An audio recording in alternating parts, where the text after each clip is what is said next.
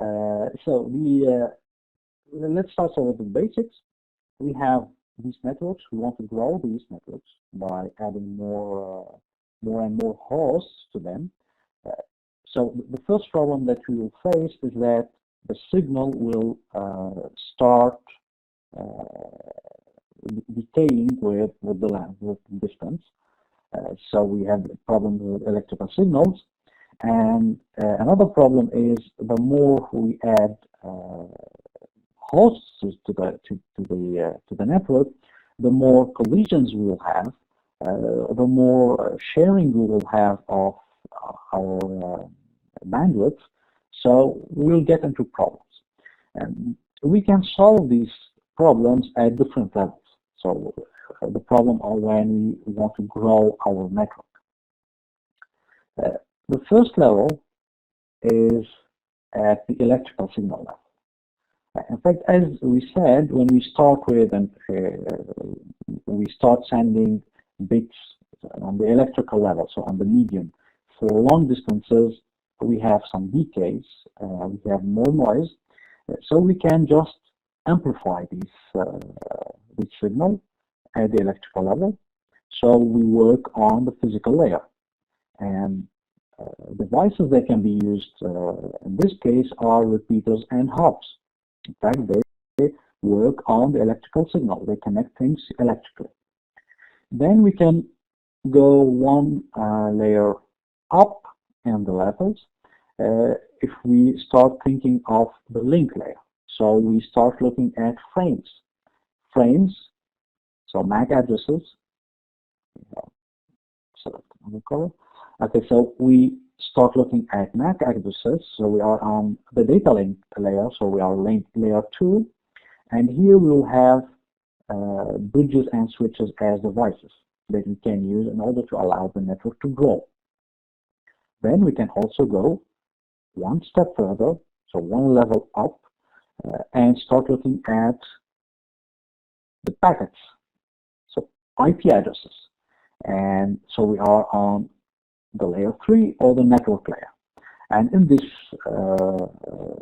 at this layer here, we have routers, basically routers, and also we might have switches that can work at this level. Okay. Now, let's start with repeaters. So repeaters, as we said, they are on the physical layer. So they are on the electrical signal. In fact, what they do, they just amplify the signal. So if you have a signal like this here, the output of the repeater will be like this. Okay, so they just amplify the repeater. So they will let us join two segments. Here, the segment number 1 and segment number 2 electrically. So we can have higher distances, longer distances between them, because we are repeating the signal, we are amplifying the signal. Okay, so we surpass this distance limitation using the repeaters. Now, on the same level, on the same physical layer, we can use also hubs. Okay, the difference between hubs and repeaters is, well, first, hubs may not amplify the signal. Okay, they can just link hosts together without amplifying the signal. Okay, and they can do.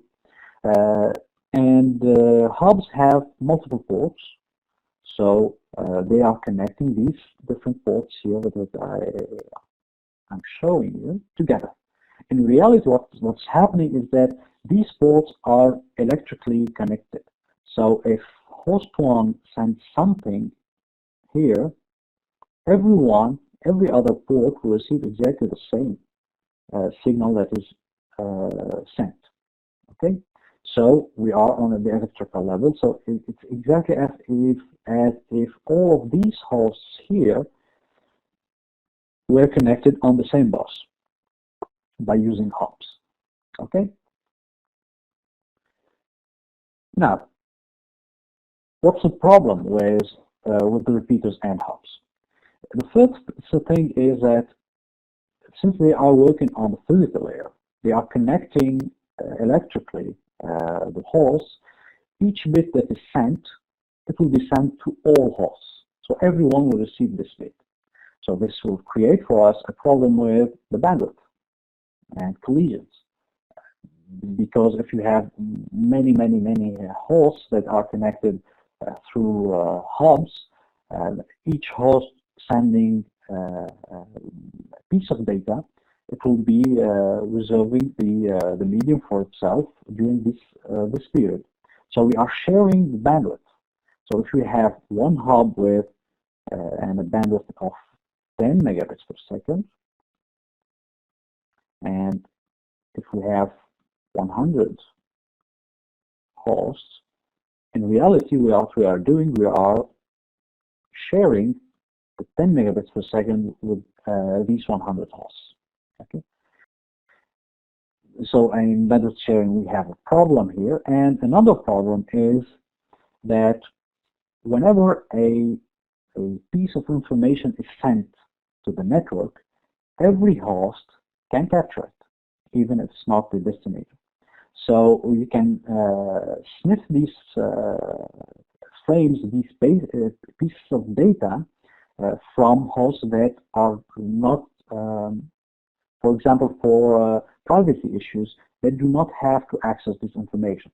So we can, if you use only hubs in your network, everyone in theory can get a copy of the IP packets that will be traveling, and they will get information that perhaps is not or is protected or is private.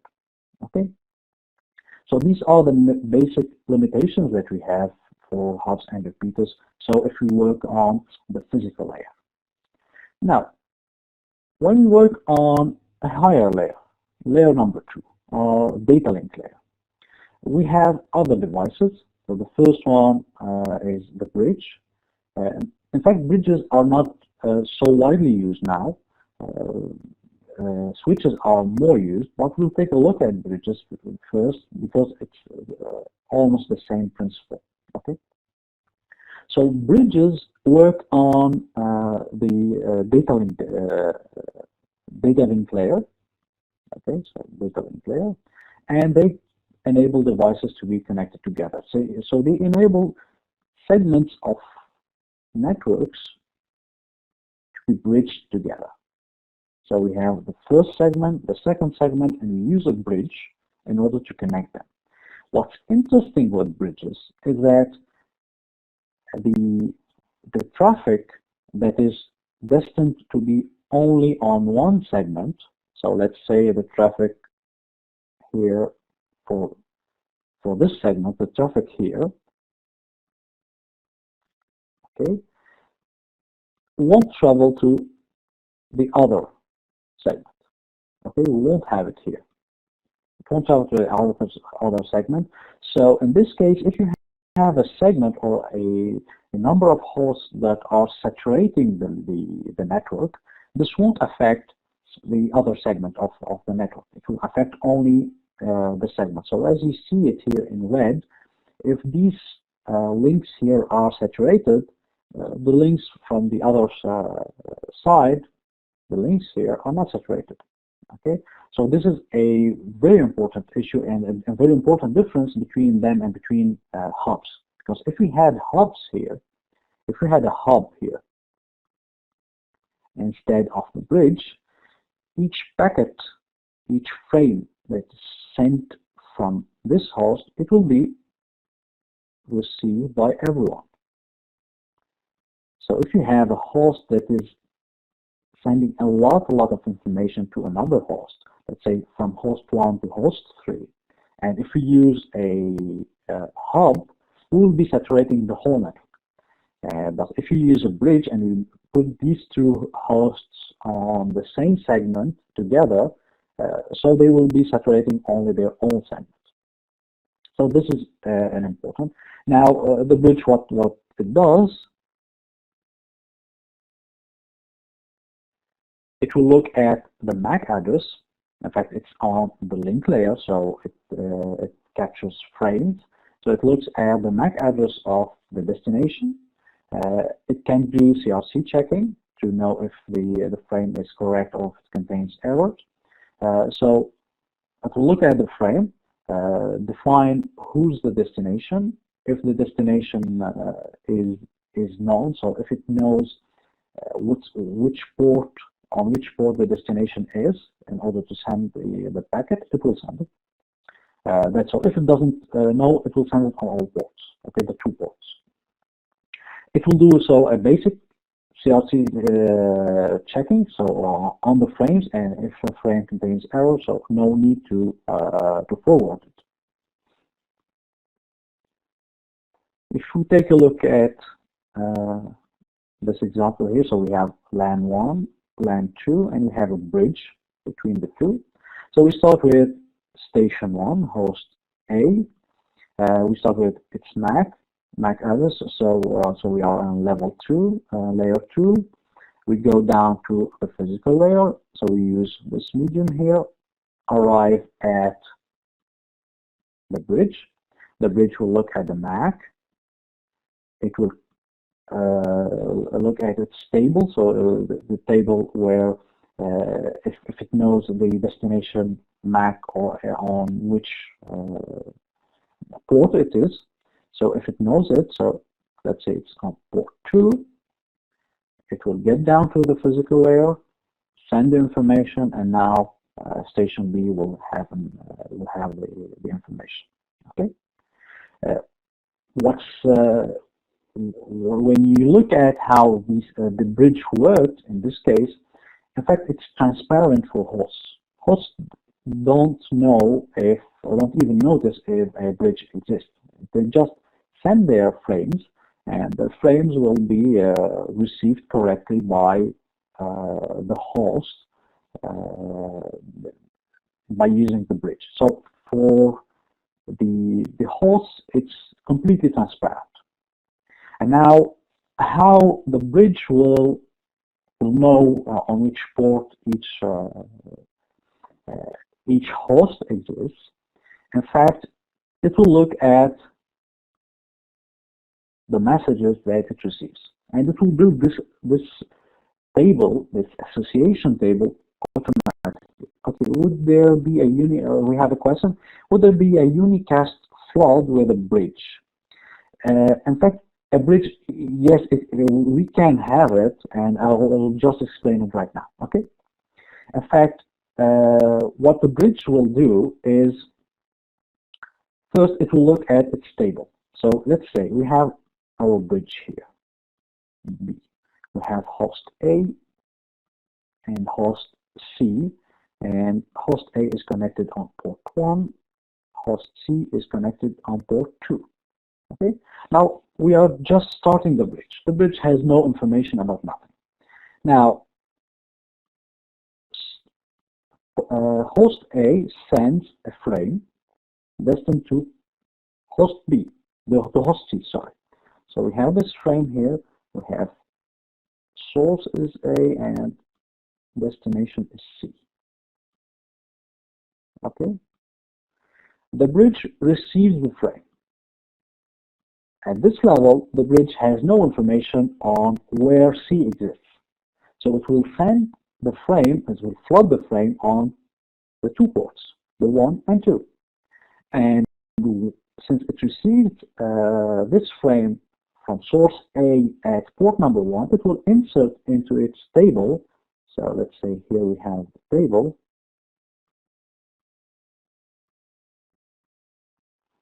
It will insert A at port number 1. Okay, so at the beginning we have a flood, so it was destined only to C, but the bridge has flooded the frame. And now, if C wants to send an information, let's say C sends another frame destined to A. Now the bridge knows where A is. It knows that A is at port number 1, so it sends it only on this port here. I'll put this in red now. So it's just said this frame here only on port number 1, and it will add another line here into the table, the association table, C port number 2. So now if A sends again a new frame destined to C, it will not be flooded. It will be sent to only port number 2. Okay? Is it clear now, Mark?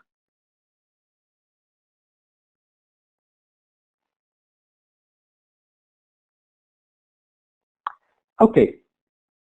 And broadcast and multicast messages, so they will always be flooded. Okay, they are destined to everyone.